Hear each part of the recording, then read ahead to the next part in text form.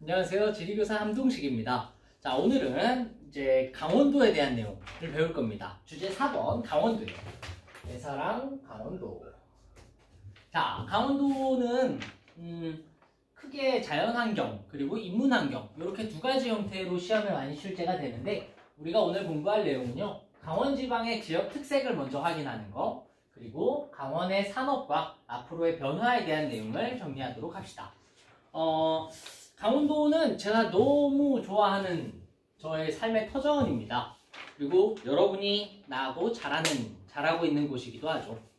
오늘날에는 청정지역으로서 이름이 높은 곳이기도 하고, 그리고 사람들의 인식 속에 굉장한 시골로 인식되는 곳이기도 해요. 따지고 보면 그렇게 시골도 아닌데, 강원도는 사실 그 심리적인 거리가 좀 먼 것 같아요. 뭐 어디서 왔어요? 라고 물어보면 저 강원도에서 왔습니다 하면 어휴 되게 멀리서 왔다 이렇게 얘기하잖아요. 사실 수도권 옆이거든요. 그만큼 그러니까 수도권 사람들한테서는 강원도는 약간 유토피아적인 곳이기도 합니다. 뭐 청정자연, 산, 바다, 계곡 뭐 이러한 것들로 인해서 청정지역이라고 하는 인식이 강하고, 그만큼 시골이라고 생각하는 인식도 강하지만 사실 강원도는 그렇게 시골은 아니에요. 꽤 살만한 동네잖아요. 그죠? 네. 자, 어쨌든 강원도에 대한 내용을 정리를 해봅시다. 자, 첫 번째는 강원지방의 지역 특색에 대한 이야기를 해봅시다. 우선 강원지방이라고 하는 것의 범위 그리고 자연환경에 대한 걸 먼저 이해를 해야 하는데요. 강원도는 어디 있습니까? 라고 물어보면 중부지방의 동쪽에 있습니다 라고 얘기하는 게 가장 정확한 답입니다. 중부지방의 동쪽이에요. 그리고 강원도는 다시 두 개로 나눠지죠. 태백산맥의 대관령을 경계로 해서 영서와 영동지방으로 구분을 합니다. 그래서 영서와 영동을 구분하는 그 기준이 바로 대관령입니다. 대관령의 명칭의 유래를 알고 있나요? 대관령의 옛 이름은 대굴령이에요. 대굴령. 왜 대굴령이냐면 대굴 고개가 너무 험해서 대굴 구른다고 해서 대굴령이라고 하는 말이 오늘날의 한자식 표기로 대관령으로 바뀐 거예요. 자, 이에 따라서 대관령을 중심으로 영동과 영서가 나뉘게 되고, 태백산맥 대관령을 중심으로 기후와 문화적인 차이가 나타나는 것이 특징입니다. 그래서 강원도는 영서와 영동을 각각 나눠서 정리를 하도록 할게요. 자, 먼저 영서지방의 특징을 보겠습니다. 서쪽으로 갈수록 고도가 낮아지는 완만한 경사면을 이루고 있는 것이 특징이에요. 자, 우리나라의 지형 특색 중에 하나가 바로 동고서저라고 하는 지형이에요. 자, 이게 무슨 뜻이에요? 동쪽은 높고 서쪽은 낮은 형태의 지형을 이야기합니다. 그림으로 그리면 이렇게 생긴 거죠. 그래서 동쪽은 높고 서쪽은 낮은 것. 그 중에서도 영서 같은 경우는 서쪽으로 갈수록 고도가 낮아지는 완만한 경사면을 이룹니다. 산지지역 곳곳에 고도는 높지만 기복이 작은 고위평탄면이 나타난대요. 고위평탄면이라고 하는 것은 무엇이냐면 높은 곳에 있는데 기복이 완만한 지형을 얘기해요. 고원이에요, 고원. 가장 대표적인 것이 대관령 고원이죠. 여기 뭐 있어요? 양떼 목장도 있고요, 뭐 스키장도 있고요, 고랭지 농업도 하고요. 그런 것들이 다 영서고원에 해당합니다. 자, 다음에 한강의 지류를 따라서 침식분지가 많이 나타납니다. 춘천, 원주, 홍천과 같은 이 대표적인 지방 중심 도시들, 얘네들이 모두 침식분지라고 부르는 지형이에요. 그리고 하천의 중상류 지역을 중심으로 감익공유하천과 하안당구가 나타납니다. 자, 강원도의 영서지방을 설명하는 핵심 키워드들은 굉장히 많은 것들이 있는데요. 자, 다시 한번 정리하면 첫 번째는 동고서저의 산지지역, 그리고 두 번째는 나타나는 고위평탄면, 그리고 세 번째가 한강의 지류를 따라 나타나는 침식분지, 그리고 네 번째가 하천의 중상류, 한강의 중상류 지역을 중심으로 나타나는 감익공유하천과 하안당구가 있습니다. 자, 요 각각의 지형들은 이제 나중에 하천 지형을 다룰 때 훨씬 더 자세히 배우게 될 거예요. 그런데 간단하게만 설명하면 동고서저는 동쪽이 높고 서쪽이 낮은 지형을 얘기하고요. 고위평탄면은 해발 고도가 높은 곳에 있는 평탄한 면을 얘기하고요. 침식분지는 하천의 침식으로 인해서 주변 산지가 아니라 움푹 파여있는, 마치 이렇게 접시 그릇처럼 움푹 파여있는 주변의 땅을 침식분지라고 부르고요. 감익공유하천이라는 건 하천이 산 사이를 파면서 막 휘가 막 흐르는 하천을 감익공유하천이라고 불러요. 그리고 하한 땅구라고 하는 것은 그 하천 주변에 계단 모양으로 나타나는 땅들을 이야기합니다. 자, 다음 영동지방으로 갑시다. 영동지방은 급경사의 산지지형 그리고 동해안의 해안 평야들이 나타나는 특징이 있습니다. 자, 동쪽이 높고 하다 보니까 동쪽 이쪽에서는 급경사가 나타나겠죠? 그래서 급경사의 산지지형이 나타나고요. 동해안에는 해안 평야가 발달하고 있습니다. 하천의 유로가 짧고 경사가 급한 편이고요. 해안에 사빈, 사구, 석호, 해안당구, 해시계, 시스텍 등의 해안 지형들이 발달해 있어서 관광자원으로의 활용 가치가 높습니다. 자, 그러면 영동지방에서 나타나는 지형들의 키워드들을 정리하면, 자, 첫 번째는 급경사의 산지지형입니다. 당연히 급경사니까 유로도 짧고 경사도 급하겠죠. 그리고 두 번째는 해안에 나타나는 이 다양한 지형들이 되겠습니다. 자, 이 해안에 나타나는 지형들을 하나씩 정리를 한번 해볼까요? 자, 사빈이라고 하는 것은 쉽게 이야기하면 해수욕장이에요. 파도, 파랑하고 연안류라고 부르는 이 해수의 흐름으로 인해서 모래들이 쌓여서 만들어지는 것이 사빈입니다. 우리가 흔히 해수욕장이라고 부르는 것은 대부분 다 사빈이에요. 자, 다음 사구라고 하는 것은 일종의 모래 언덕인데요. 얘는 바람이 만든 거예요. 바람이 모래를 쌓아가지고 만들어 놓은 모래 언덕을 사구라고 부릅니다. 자, 다음 석호라고 하는 것은 그 동해안 곳곳에 있는 호수들 있죠. 걔네들이 대부분 다 석호인데요. 석호라는 건 과거에는 그냥 바다의 만입구였는데 이 해수면 상승으로 인해서 만입구가 막혀가지고 호수가 된 것이 석호라고 하는 지형이에요. 시험에 제일 많이 나오는 지형인데 얘는 나중에 또 설명할 거예요. 자, 이렇게 해안단구라고 하는 것은 바닷가 근처에서 볼 수 있는 계단 모양의 땅을 얘기해요.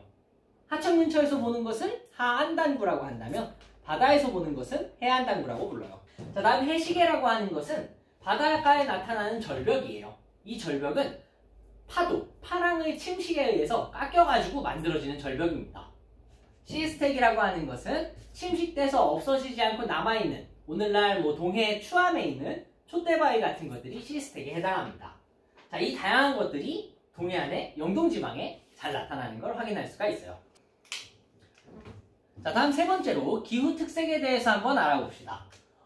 영동지방은 영서지방에 비해서 겨울철에 따뜻한 편이에요.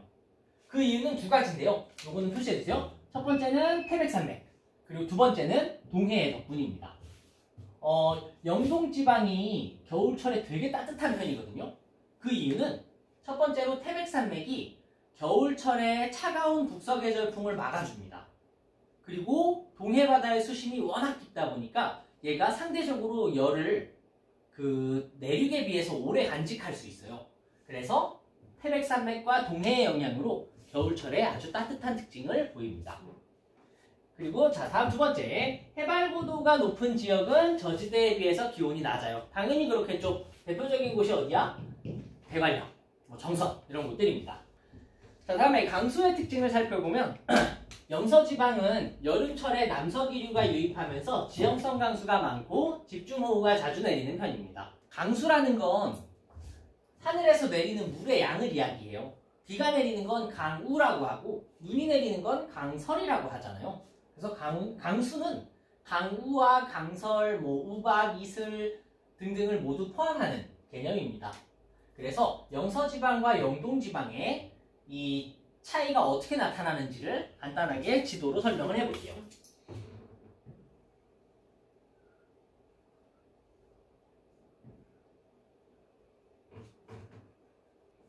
자, 우리는 너무 좀 뚱뚱하게 나왔네. 자, 여기에 있는 산맥이 바로 뭐예요? 네, 태백산맥입니다. 그런데 영서지방은 여기에 있고 영동지방은 여기에 있잖아요. 자, 비가 내리는 여러 가지 원인 중에 하나가 바로 지형성 강수인데요. 얘는 우리나라에서 비를 내리는 가장 기본적이고 중요한 유형입니다. 원리는 간단합니다. 산지와 같은 지형이 있으면 습기를 머금은 바람이 불어올 때 산 위를 올라가면서 비를 내리고 그리고 나서 이 비를 다 내리고 나면 산맥을 타고 넘어가는 이런 과정에서 비가 내리는 것이 지형성 강수라고 부르는 것이에요. 그렇다면 산맥과 지형과 풍향을 통해서 내리는 것이 지형성 강수인데 영서지방과 영동지방의 강수 차이는 이 태백산맥의 방향, 그리고 태백산맥의 모양, 방향, 그리고 풍향하고 관련이 있습니다. 자, 영서지방 같은 경우는 남서기류가 유입될 때 여름철에 남서기류는 어디겠어요? 남서쪽이면 이쪽이겠네. 이쪽에서 기류가 불 때 이쪽 지역에 비를 많이 내리겠죠. 그래서 여름철에 영서지방은 집중호우가 많이 내리는 편이에요. 반면에 영동지방 같은 경우는 겨울철에 북동풍, 그러니까 여기 오호츠크의 기단이라고 하는 곳에서부터 북동기류가 유입될 때 이곳에 상대적으로 눈을 많이 내리게 됩니다. 그래서 영서지방하고 영동지방은 풍향에 따라서 그리고 계절에 따라서 비가 되기도 하고 눈이 되기도 하는 원리를 가지고 있어요. 자, 그럼 정리해 둡시다. 자, 영서지방은 여름철 남서기류하고 관련해서 집중호우가 자주 내립니다. 특히 한강 중상류. 자, 그리고 영동지방 같은 경우는 겨울철에 북동풍, 오호츠크해의 북동기류가 불 때 눈이 많이 내립니다. 영동지방이나 대관령. 특히 영동지방에 눈이 많이 오는 계절이 언제냐면 겨울 초반이 아니라 겨울 끝물이에요. 한 1, 2월, 2월, 3월쯤에 많이 내립니다.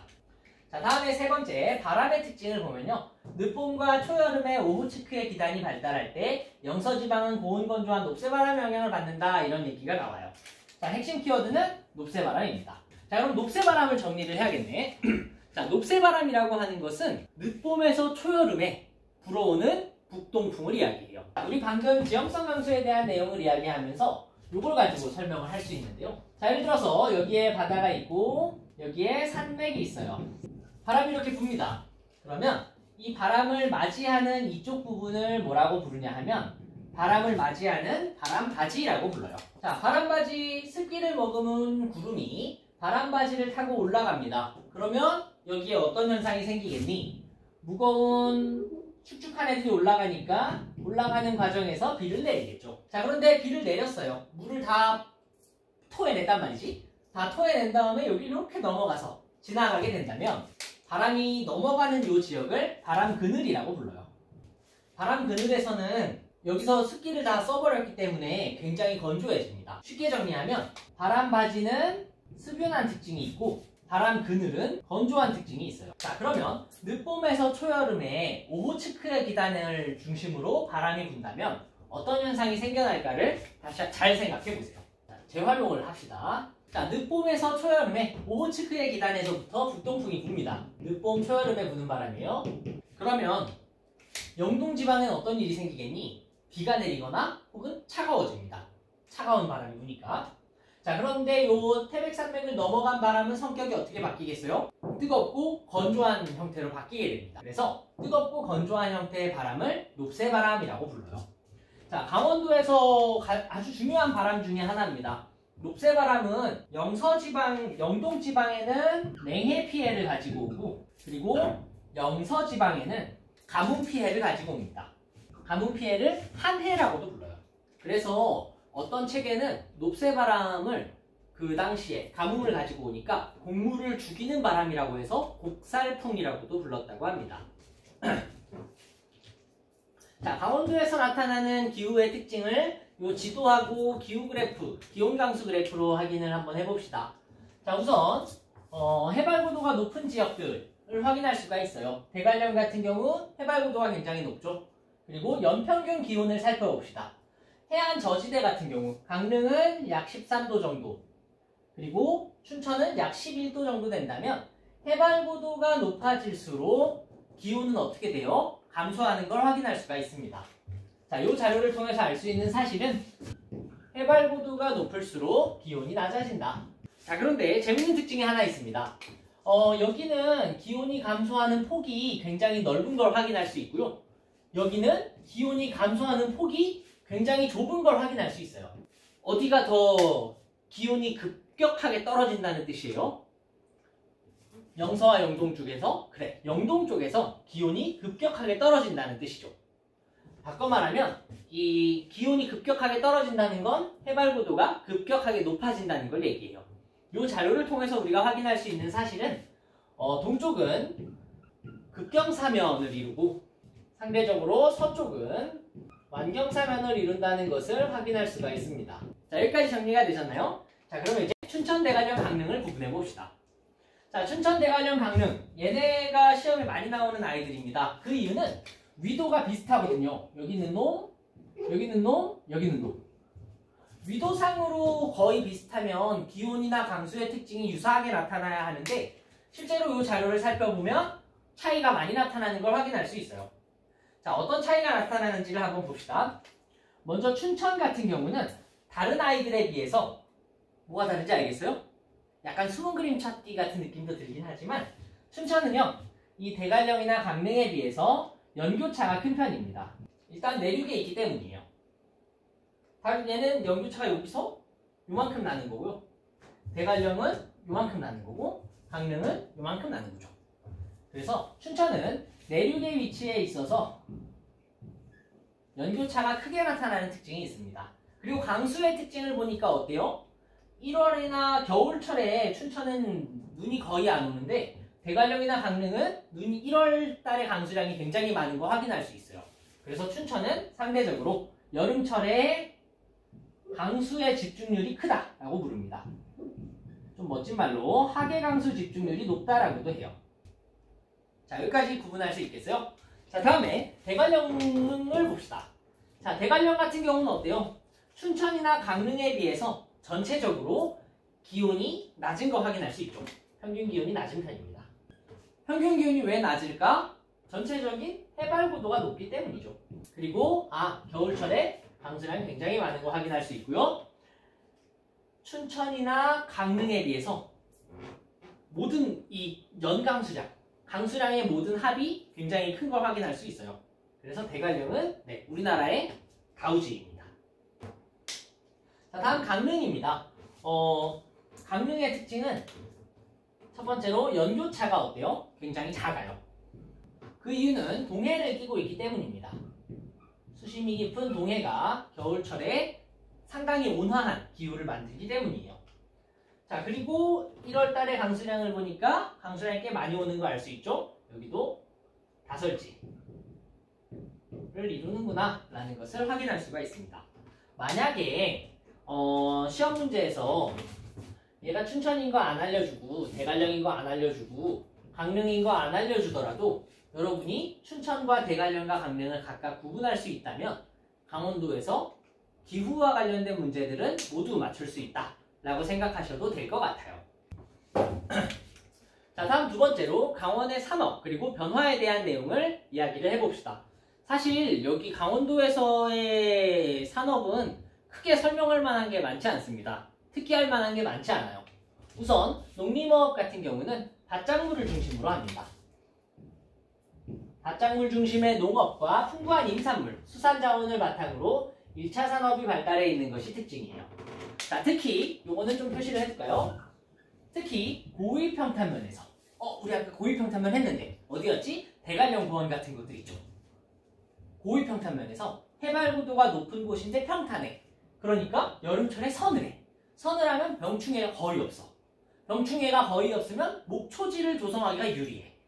목초지를 조성하기가 유리하다는 말은 소를 기르거나 혹은 농사를 짓기 좋다는 뜻이에요. 그래서 고위평탄면에서 여름철에 서늘한 기후를 활용해서 채소를 생산합니다. 그 대표적인 것이 바로 고랭지 농업이 되겠죠. 자, 다음에 광업과 지역 변화로 갑시다. 자, 광업 같은 경우는 산업화 과정에서 풍부한 지하 자원을 토대로 우리나라 최대의 강업지역으로 성장을 했습니다. 특히 이런 과정에서 지형적인 제약을 극복하기 위해서 특수 철도 시설을 만들어요. 루프식 터널이나 스위치백. 오늘날에는 이제 다 사라졌습니다만 루프식 터널이라는 건 이 산을 이렇게 휘감아 오르는 터널을 얘기하고요. 스위치백이라는 건 경사가 너무 급하니까 이걸 한 큐 올라갈 기술력이 안 됐을 때 어떻게 올라갔냐면 지그재그로 이렇게 앞뒤로 해서 올라갔던 걸 이야기합니다. 이러한 지형적 제약을 극복하기 위한 특수철도 시설을 만들기도 했어요. 자, 그런데 이 과거에 지하자원을 바탕으로 잘 나갔던 강원도는 특히 어떤 지하자원이냐 하면 석탄이었죠. 80년대 이후 가정용 연료가 변화하고 1989년에 석탄산업 합리화 정책이라고 하는 것이 시작되면서 석탄 산업이 쇠퇴하게 됩니다. 이 과정에서 과거에 공업도시로 성장했다가 오늘날에는 많이 경제 침체나 인구 감소의 문제를 겪고 있는 영월, 정선, 태백, 삼척 이런 광업도시들이 경기 침체와 인구 감소 문제를 겪고 있습니다. 과거의 광업으로 빛났을 때의 강원도는 엄청난 인구들이 모였대요. 태백 같은 경우를 예로 들면 과거에 인구가 한 13만 명 정도 됐다고 해요. 그런데 오늘날에는 인구가 한 5만도 채 안 되는 아주 작은 도시가 되어버렸습니다. 자, 그렇다고 해서 강원도가 맨날 이렇게 시골이라는 이미지하고 약간 못 사는 동네처럼 인식될 필요는 없잖아요. 각자가 다양한 색깔을 가지고 있고 그 색깔을 어떻게 발현할 수 있을까를 고민하는 것이 나는 지리의 출발점이라고 생각해요. 우리 지역, 우리 고장이 가지고 있는 장점은 뭐가 있을까? 그걸 바탕으로 새로운 성장을 모색할 수는 없을까? 이런 고민을 해보는 거예요. 자, 강원지방 같은 경우 첫 번째 신산업 성장 정책이라는 것을 통해서 발전을 하려고 노력하고 있습니다. 특히 원주 같은 경우는 첨단 의료 산업 클러스터를 바탕으로 성장하려고 합니다. 특히 원주는요, 기업도시와 혁신도시를 유치해서 기업도시와 혁신도시를 중심으로 발전하고 있고요. 그리고 강릉은 해양 바이오 산업을 컨셉으로 밀고 있습니다. 자, 그리고 지역 특산물을 활용한 제품 생산, 농어촌 체험 관광 이런 것들을 연계하고 있고요. 그리고 마지막으로 세 번째로 풍부한 관광 자원을 활용해서 관광 산업을 육성하기도 합니다. 자, 어떤 것들이 있냐면 고랭지, 우리 아까 공부했던 고위평탄면에서 농농업 경관을 바탕으로 양떼 목장 같은 것으로 관광객을 유치하기도 하고요. 그리고 강원도 남부 지역, 우리가 나중에 공부할 카르스트라고 부르는 지형에는 석회동굴이 많거든요. 석회동굴, 한선굴, 화암동굴, 백룡동굴 등등 다양한 석회동굴을 바탕으로, 그리고 해수욕장, 우리 아까 해수욕장을 사빈이라고 한다고 했죠. 이 사빈을 활용한 관광자원으로 활용하고 있습니다. 그리고 과거의 폐광이었던 낙후된 지역이라는 이미지라고 하는 이 폐광 지역의 유산을 활용해서 태백에는 석탄박물관이, 그리고 정선에는 레일바이크가 있어서 이 폐광 지역의 유산을 적절하게 활용하고 있습니다. 특히 석탄박물관 같은 경우는 우리나라에 딱 세 군데 있거든요. 어디 있냐면 강원도 태백에 있고요. 그리고 경상북도 문경에 있고요. 그리고 충청남도 보령에 있습니다. 과거에 폐광이었던 곳들을 오늘날 박물관으로 교육적으로 활용하는 것도 굉장한 아이디어죠. 자, 그리고 2018년 평창 동계올림픽을 중심으로 해서 KTX 고속철도라든지 교통망, 각종 고속도로라든지 숙박시설 같은 것들이 확충되면서 오늘날 강원지방은 새로운 성장을 모색하고 있습니다. 저는 여러분들이 강원도에 대한 이미지가 더 많이 좋아졌으면 좋겠어요. 저는 강원도민인 것이 엄청 자랑스러워요. 그래서 나는 여러분들이 이 강원도에 대한 이미지나 이런 것들을 그냥 막 못 사는 동네라고 하는 그런 이렇게 주눅드는 쭈구리 같은 이미지가 아니라 각자 나름대로의 색깔을 바탕으로 우리만의 무언가를 만들어낼 수 있는 것, 그것을 공부를 해봤으면 좋겠어요. 자, 그러면 오늘 강원도 수업은 여기까지 하겠습니다. 수고하셨습니다.